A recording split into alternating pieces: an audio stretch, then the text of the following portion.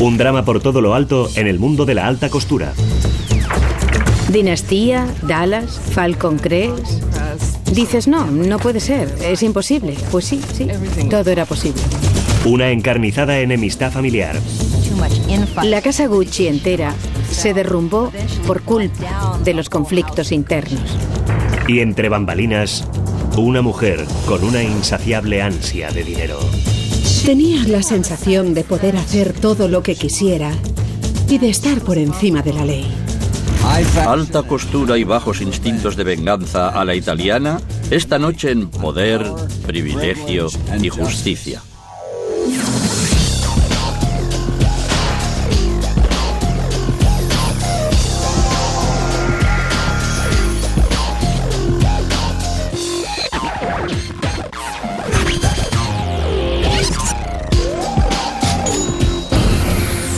Crímenes imperfectos, ricos y famosos. Crimen de moda. 27 de marzo de 1995. Milán, Italia. 8:30 de la mañana. Maurizio da su paseo matutino hacia su despacho. 1 año y medio después de ser destituido como presidente del famoso imperio familiar del mundo de la moda, se pasa los días buscando la manera de ganarse su próximo millón. Al entrar en el edificio, alguien se le acerca por la espalda y efectúa 3 disparos. Gucci cae al suelo gravemente herido. Pero para asegurarse de su silencio, el asesino le dispara el tiro de gracia en la cabeza. Un hombre dobla la esquina. El asesino se gira y dispara 2 veces en su dirección, dándole en el brazo. El pistolero corre hacia un coche que le espera y desaparece en las calles de Milán.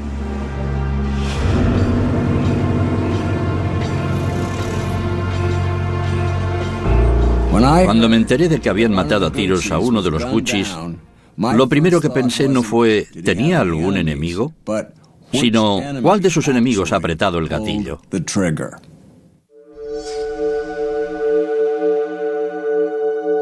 Un crimen tan brutal, en plena luz del día, en Milán. La asociación inmediata es la mafia. Los investigadores llegan al lugar del crimen y empiezan a estudiar minuciosamente todos los indicios.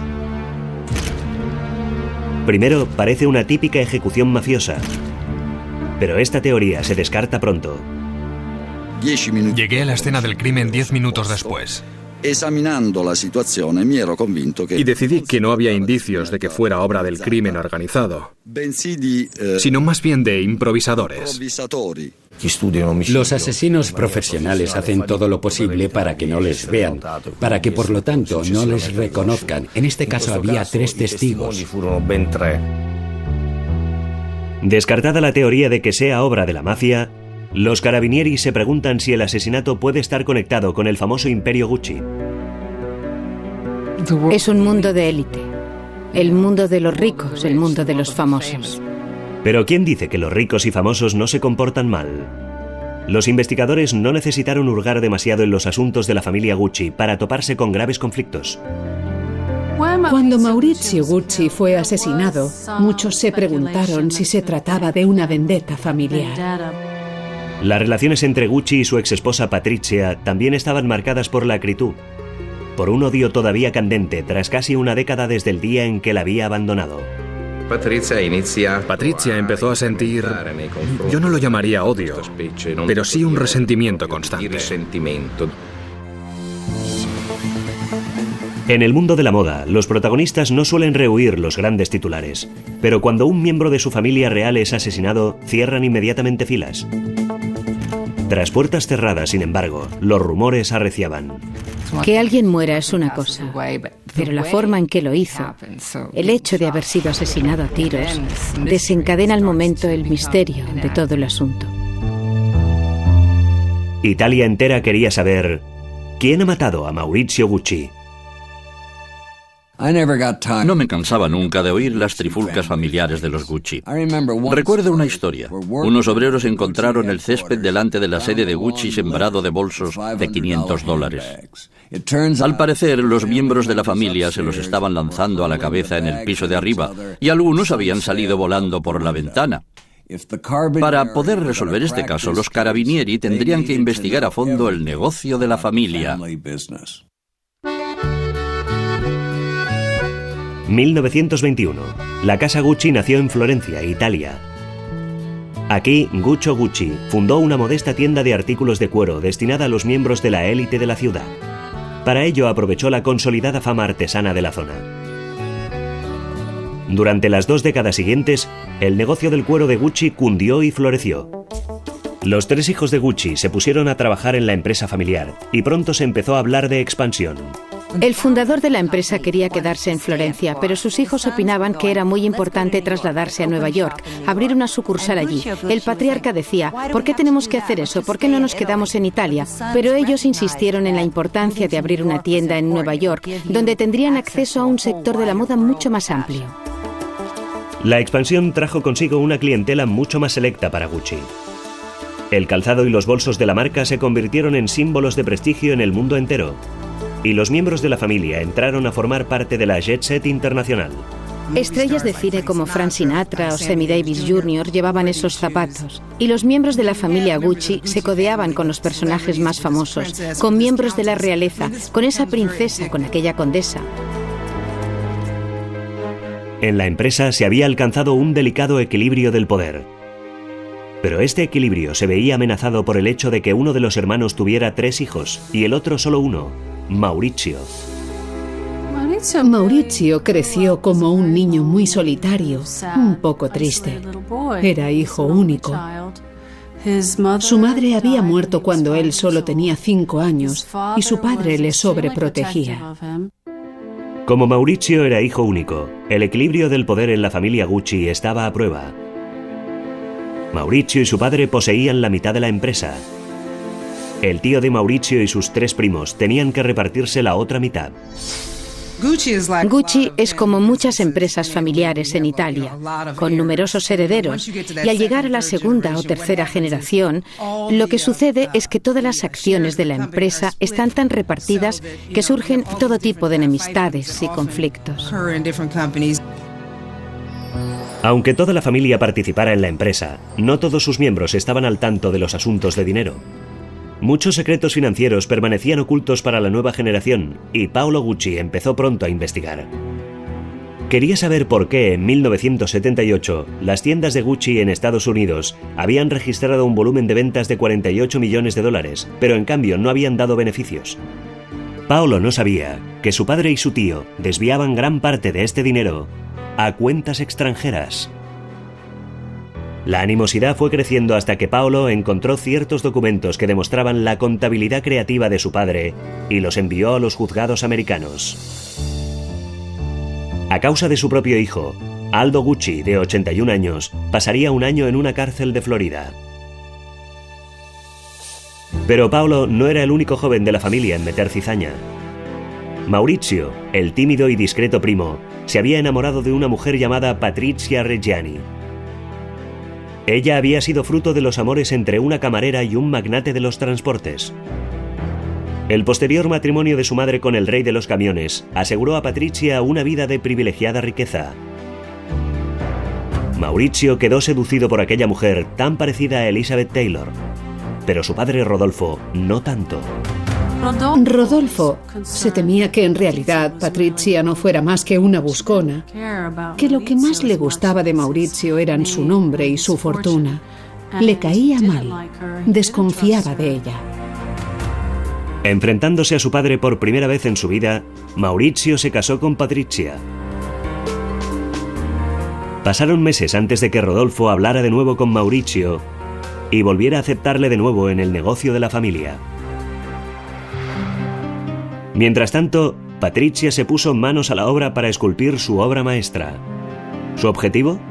Convertir al sumiso Maurizio en un tiburón empresarial. Se dedicó a cultivar la capacidad empresarial de su marido y le introdujo en la élite social. Los Gucci, en cambio, no la aceptaron nunca. Es decir, ella encajaba con la alta sociedad, pero no encajaba en absoluto con la familia. La consideraban una primadona completamente egocéntrica. Imagínense, una extraña que se introduce en la familia, en ese clan que ya tenía sus problemas, sus conflictos. Pues encima ella llega y decide: ahora me encargo yo, tendréis que contar conmigo para todo. Un hijo luchando para hacerse un hueco en el negocio familiar. Una esposa intrigante afilando las garras de su marido. 5 familiares indignados luchando cada uno desde su reino de taifas. El desastre estaba cantado. La muerte a tiros en 1995 del antiguo presidente de Gucci, Maurizio Gucci, había causado conmoción en su Italia natal y en el mundo de la moda. Las sospechas recayeron enseguida en sus familiares. Cualquiera que estuviera mínimamente cerca de los Guccis sabía que en su mundo el dinero tenía siempre prioridad antes que la familia. Era una familia muy pendenciera, muy descontrolada de alguna manera. Hubo épocas en las que entre los juzgados estadounidenses y los italianos se acumulaban más de 20 querellas a la vez. Con 6 Guccis en el consejo de administración, nadie estaba satisfecho con su parcela de poder. Entonces se acabaron las contemplaciones. Azuzado por su ambiciosa mujer, Maurizio Gucci se preparaba para el asalto al poder que haría morder el polvo a sus primos. Hubiera sido lógico que estas encarnizadas batallas públicas afectaran negativamente los negocios de la empresa, pero cuanto más aparecía el nombre Gucci en la prensa amarilla, más deseaba todo el mundo ser visto con los famosos artículos de la doble G. La popularidad, sin embargo, no siempre conlleva el éxito. Los Gucci empezaron a acordar franquicias de su marca a prácticamente cualquiera que estuviera dispuesto a pagar. La situación llegó a su clímax en julio de 1982, cuando Paolo pretendió tomar las riendas en una reunión de la empresa.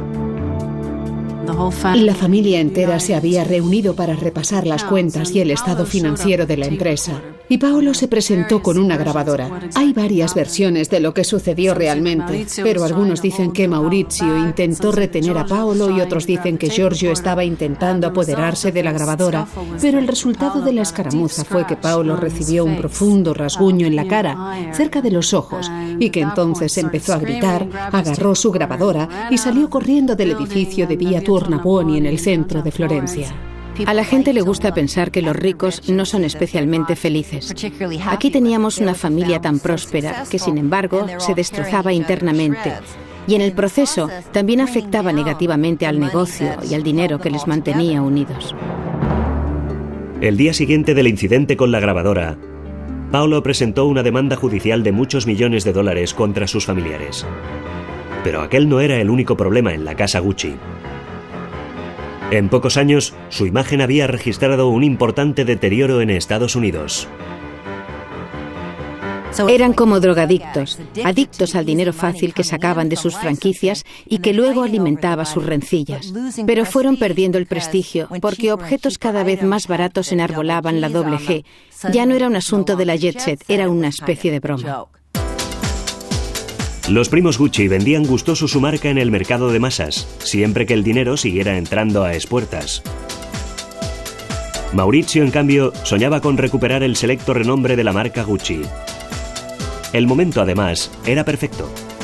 En la década de 1980, el mundo de la moda empezó a interesarse en Italia. Milán se estaba convirtiendo en el nuevo París, y Maurizio vio una oportunidad de oro.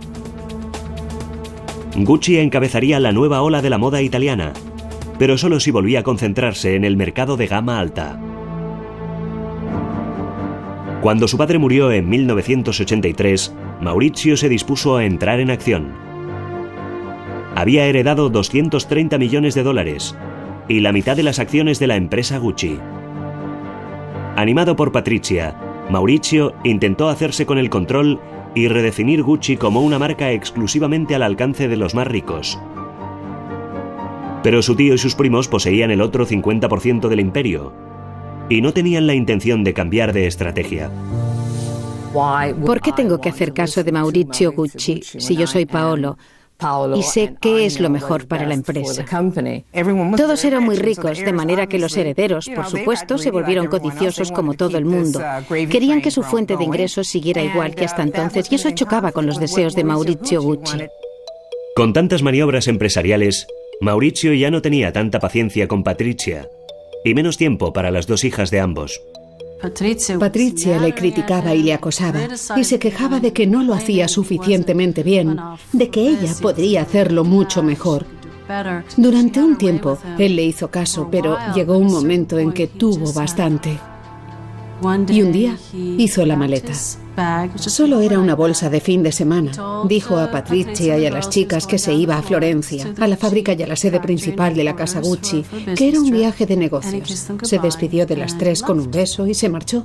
Nunca volvió a casa. Patricia se había acostumbrado a usar pantuflas de $900, a visitar a diario la peluquería más exclusiva de Milán, a gastarse $300.000 en una tarde de compras. Todas las ventajas de estar casada con un Gucci. Pero incluso después de la separación, se mantuvo muy al tanto de los asuntos financieros de Maurizio. Pero justo en el momento en el que Maurizio se aprestaba a apretar el acelerador de su plan de reestructuración, cayó una verdadera bomba. Su resentido primo, Paolo, había enviado a las autoridades italianas un dossier que demostraba que Maurizio había comprado su yate de $1 millón utilizando dinero de las cuentas bancarias de su padre en el extranjero. Un caso claro de evasión de impuestos. Cuando las autoridades italianas se presentaron para detener a Maurizio, este se dejó llevar por el pánico. Se montó de un salto en su moto y se dirigió a su mansión campestre en los Alpes suizos. Al teléfono, Maurizio siguió maniobrando para echar a sus primos del negocio y tomar sus riendas de una vez por todas. Pronto encontró un grupo de inversores árabes dispuestos a ayudarle en este empeño. Sabía cuál de sus primos estarían más dispuesto a vender. Dijo a los inversores que se dirigieran a Paolo. Paolo odiaba a Maurizio, pero todavía odiaba más a su propio padre y a sus hermanos. Al fin y al cabo, Paolo decidió vender por venganza, y él lo sabía.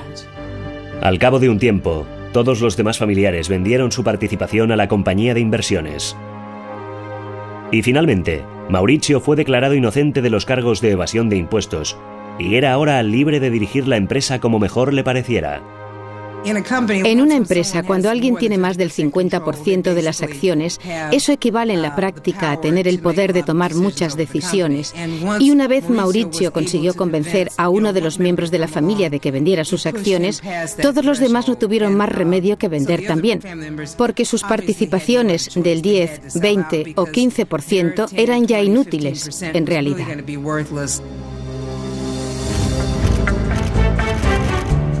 Maurizio era ahora el único Gucci en la casa Gucci. Y por fin podía emprender la operación de reflotamiento de la marca. Recurrió a un joven diseñador llamado Tom Ford para que recondujera la línea de la casa. Gucci significaría ahora alta moda y no tan solo calzado y bolsos. Pero era demasiado, y demasiado rápido.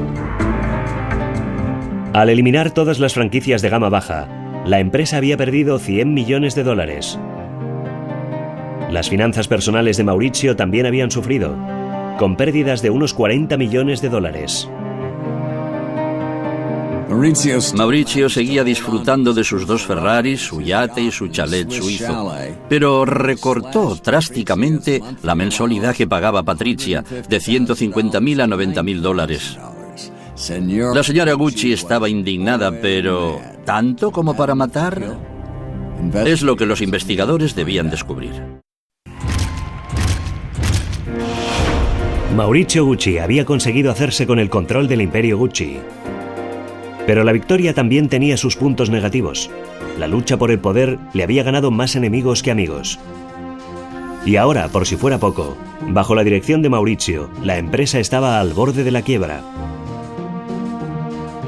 A pesar de todo, siguió empecinado con su proyecto, convencido de que podría enderezar la situación y llevar a su empresa hacia las más altas esferas. El pobre Maurizio, sin embargo, no había heredado el talento para los negocios de su abuelo. La familia es una espada de doble filo para cualquier tipo de negocio, porque el fundador tiene el dinamismo necesario para iniciarlo y la siguiente generación quizás pueda extender y ampliar el negocio. Pero lo que suele ocurrir, y no tan solo en el mundo de la moda, es que la tercera generación lo eche todo a perder.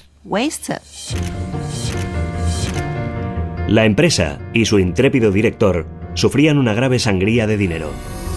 En septiembre de 1993, los socios de Mauricio, los inversores árabes de Investcorp, intentaron detener la hemorragia.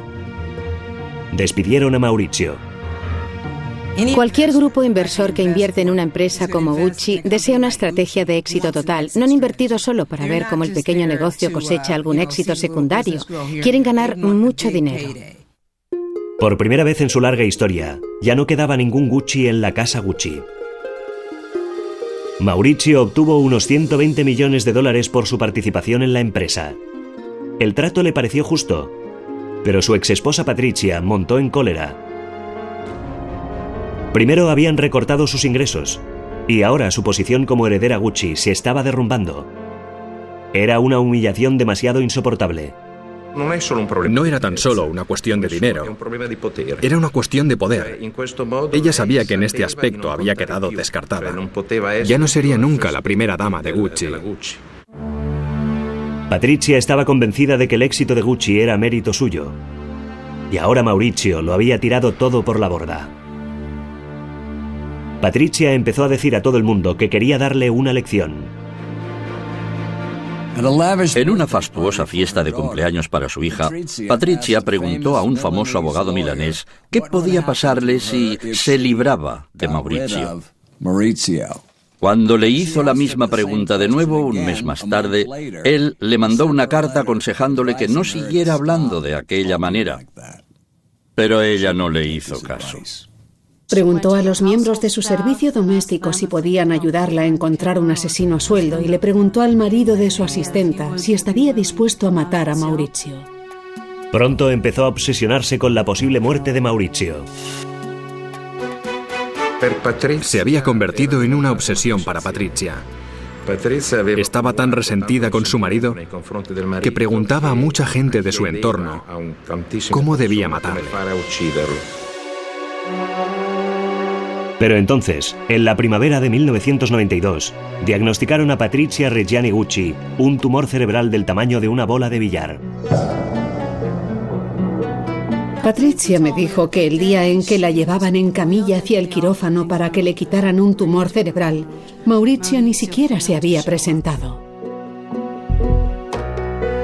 Por suerte, el tumor era benigno, pero los doctores intentaron evitarle más estrés y pidieron a su exmarido Mauricio que no acudiera al hospital.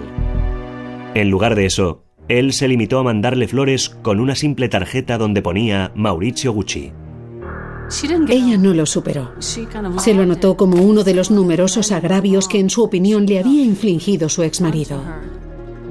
Cuando los investigadores descubrieron el diario íntimo de Patricia, encontraron una inquietante anotación. Después de pasar por el quirófano, había escrito vendetta, o sea, venganza. El 19 de noviembre de 1994, tras casi 10 años de separación, el divorcio de Mauricio y Patricia era por fin definitivo. Casi todas las mujeres divorciadas estarían encantadas con un estipendio de $850.000 anuales y casas en Milán, Nueva York y Montecarlo. Pero Patricia, en cambio, calificó la oferta de simple plato de lentejas. Aquella pequeña carnívora solo se sentiría satisfecha con el mejor corte de carne de primera clase. Al poco tiempo de haber sido eliminado de su negocio familiar, Mauricio Gucci parecía dispuesto a empezar de nuevo. Y con una nueva mujer, habitual de la alta sociedad de Milán, llamada Paola Franchi.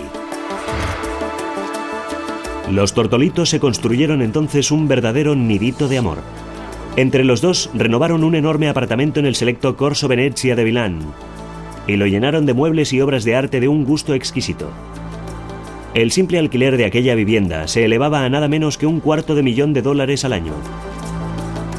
A la ex señora Gucci, Patricia, aquello le sentó muy mal.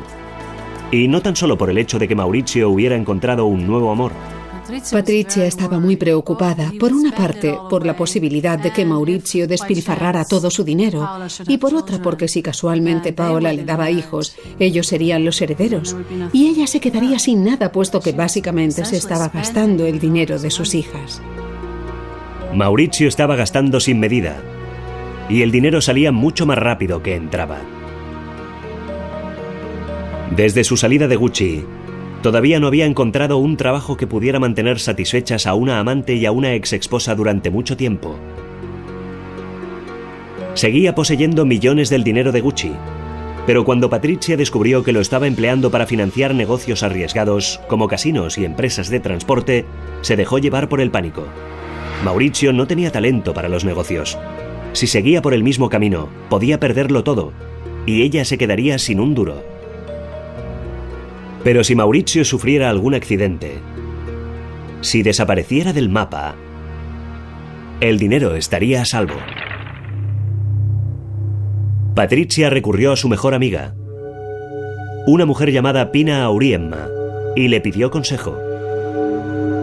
Pina compartía el interés de Patrizia en videntes y ciencias ocultas. Sin duda, encontrarían entre las dos la manera de solucionar el problema. Pina la acompañaba a visitar a esa gente. Las dos mujeres recurrían siempre a este tipo de supersticiones y embrujos. La prensa italiana llamaba a Pina la maga nera, la bruja negra. Patrizia y ella habían explorado el mundillo de adivinos, médiums y exorcistas. Ahora estaban planeando un asesinato.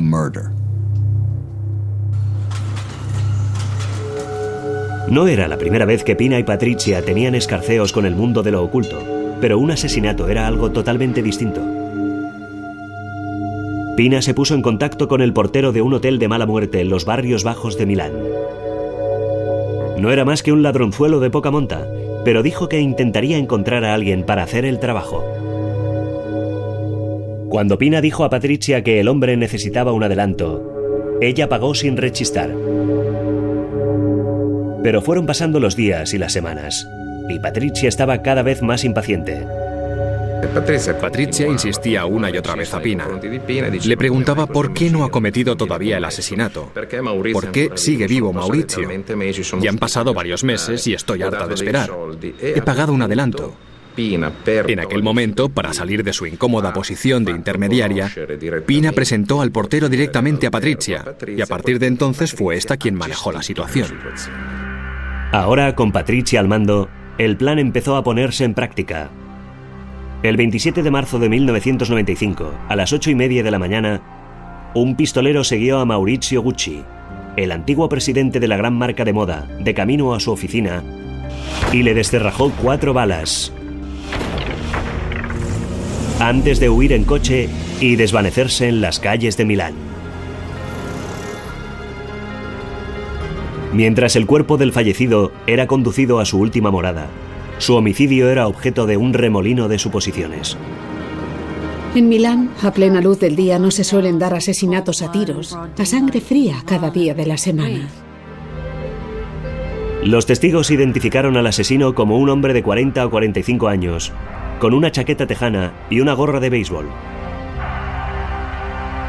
Los investigadores sabían que la víctima no carecía de enemigos, cosechados en sus años de encarnizados enredos empresariales. Sin embargo, Paola, la novia de Maurizio, señaló con el dedo hacia otra persona sospechosa. Paola Franchi indicó que estaba muy claro que Patrizia buscaba a un asesino a sueldo para eliminar a su marido. El día del asesinato, Patrizia Reggiani Gucci hizo otra anotación en su diario. Lo que escribió en la página del día en que Maurizio murió fue Paradisos, que en griego significa paraíso. Si planeas un asesinato, lo último que deberías hacer es documentarlo en tu diario. Pero Patrizia se sentía imbuida por una misión. El día después del asesinato, entró avasallando en el lujoso nidito de amor de Maurizio y Paola, lista para el ataque. Sus armas, documentos de expulsión, emitidos en nombre de las hijas de Maurizio Gucci, menos de 3 horas después de su muerte. Paola Franchi debía recoger sus pertenencias y esfumarse. La exmujer se mudó al apartamento. Mientras Patrizia disfrutaba de todos los lujos de su nuevo hogar, los investigadores se esforzaban en hacer encajar las piezas del caso. La exesposa era sospechosa, pero también había cantidad de antiguos socios a descartar como autores del crimen. La fiscalía pasó día tras día en las oficinas centrales de Gucci, buscando oscuros secretos o el más ligero atisbo de una conspiración. Pero seguían con las manos vacías. Estudiaron asimismo de nuevo la posibilidad de la mafia. También traté con muchos confidentes o soplones. Durante las investigaciones, les pregunté una y otra vez si sabían algo del asesinato de Gucci. Ninguno de ellos me dijo jamás que aquel homicidio pudiera tener nada que ver con el crimen organizado.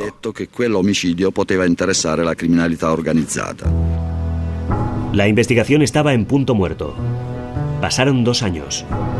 La policía estaba segura de que Patrizia tenía algo que ver con el asesinato, pero no tenían nada que la relacionara con el pistolero. Pero de repente, Filippo Nini, el jefe de policía de Lombardía, recibió una llamada inesperada de un hotelero arruinado llamado Gabriele Carpanese. Dijo que sabía quién había matado a Maurizio Gucci. Nini organizó un encuentro con Carpanese en un café de los barrios bajos de Milán. Llegué con mi chofer, que detuvo el coche allí. Salí del coche y anduve hasta el final de la calle. A 3 metros de distancia, al otro lado de la calle, reconocí a Carpanese, que se había descrito a sí mismo como una persona muy alta y corpulenta, con una chaqueta roja. Carpanese contó a Nini que un hombre llamado Ivano Savioni fanfarroneaba de haber estado involucrado en el asesinato de Maurizio Gucci. Savioni era el portero de un hotel de mala muerte y amigo de Pina Auriemma. La colaboración de Carpanese fue muy importante. Se puso a nuestra disposición. Aceptó llevar un micrófono oculto. Le convencimos para que hablara con Savioni, para oír directamente las declaraciones que, según él, este había hecho. En la grabación, Savioni decía que la amiga de Patrizia, Pina, le había hablado de matar a Maurizio Gucci. Savioni llamó al propietario de una pizzería, amigo suyo, y este entró en contacto con un mecánico que vivía detrás de su restaurante. El mecánico aceptó hacer el trabajo. Increíble. Patrizia dispone de millones y ¿a qué tipo de banda recurre? A una entusiasta del tarot, un portero de un hotel de mala muerte, un pizzero y un mecánico. Es un milagro que el plan llegara a llevarse a cabo. Patrizia no tenía la más mínima idea de que la policía descubriría su complot. Patrizia vivió durante 2 años con sus 2 hijas en el lujoso apartamento que Maurizio había amueblado para su amante, Paola, y estaba convencida de que su crimen había quedado impune. Poco se imaginaba que la policía estaba cerrando el cerco a su alrededor. Pincharon sus teléfonos y vigilaron sus actividades. Por fin los agentes disponían de suficientes pruebas para detenerla. El 31 de enero de 1997, a las 4:30 de la tarde, la sorprendieron en casa. Pidió a los agentes que la esperaran un momento y cuando regresó todo el mundo se quedó sin aliento, porque iba vestida con un abrigo de visón largo hasta los pies y enjollada con oro y diamantes. Así era Patrizia. Patrizia dijo que se negaba rotundamente a prescindir de sus joyas y sus pieles, porque tenían que ir con ella, fuera donde fuera. Nosotros no insistimos, pero lo primero que hicieron los guardias en la cárcel fue confiscar sus joyas y guardarlas en una caja fuerte. Patrizia Gucci había dicho una vez a la prensa: es mejor llorar en un Rolls Royce que ser feliz en bicicleta. Ahora, Patrizia iba a descubrir cómo era sollozar en la celda de una prisión. 3 años después del tiroteo que acabaría con la vida de Maurizio Gucci, su exmujer Patrizia y su cómplice Pina Auriemma esperaban la fecha del juicio desde las profundidades de la cárcel milanesa de San Vittore. Los argumentos de la acusación contra Patrizia eran bastante sólidos, pero la fiscalía deseaba contar con más pruebas físicas. En los meses anteriores al juicio, registraron su celda y descubrieron cierta documentación bancaria incriminatoria. Los documentos mostraban reintegros por la cifra exacta que Savioni, el portero que había contratado al asesino, había dicho haber recibido. Por si fuera poco, la mejor amiga de Patrizia se volvió contra ella. Según Pina, Patrizia le había prometido en cierta ocasión inundar su celda de oro si mantenía la boca cerrada, pero ¿de qué le serviría tanto oro si estaba entre rejas?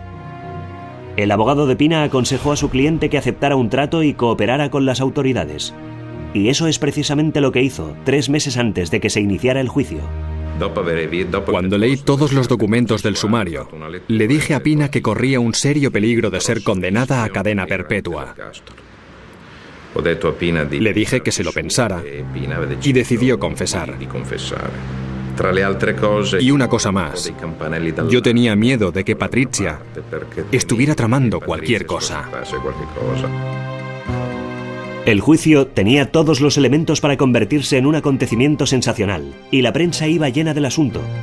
Una exesposa vengativa y su amiga parapsicológica acusadas de eliminar a un miembro de una famosa familia italiana. Era un drama demasiado picante para ser ignorado. Estoy segura de que hubo un elemento de sentimentalidad, sobre todo el legado Gucci, la familia, los distintos escándalos acaecidos a lo largo de los años y, por supuesto, ese asesinato. Fue un acontecimiento muy destacado en Italia y toda la prensa se hizo eco de él. Con tantas pruebas en contra de ella, todo el mundo estaba deseando saber cómo había planeado su defensa.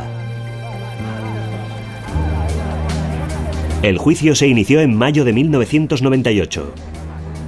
Los abogados de Patrizia no pretendieron negar que su cliente hubiera pedido a otras personas que mataran a su esposo.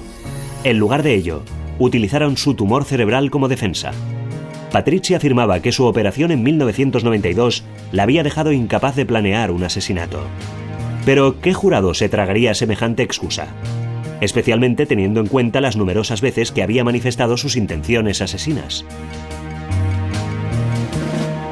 De manera que admite haber pedido a todo el mundo que mataran a Maurizio, pero a la vez afirma ser incapaz de planificar un asesinato. ¿Cómo comulgar con ruedas de molino? Luego, la defensa de Patrizia presentó su segundo argumento. Patrizia afirmó que había sido Pina la que había organizado la banda por iniciativa propia y que luego le había pedido el dinero necesario. Patrizia dijo también que Pina y su banda le habían amenazado con delatarla y con hacerle daño a sus hijas. Todavía no tengo claro qué sucedió exactamente en la relación entre Patrizia y Pina, ni quién empujó a quién.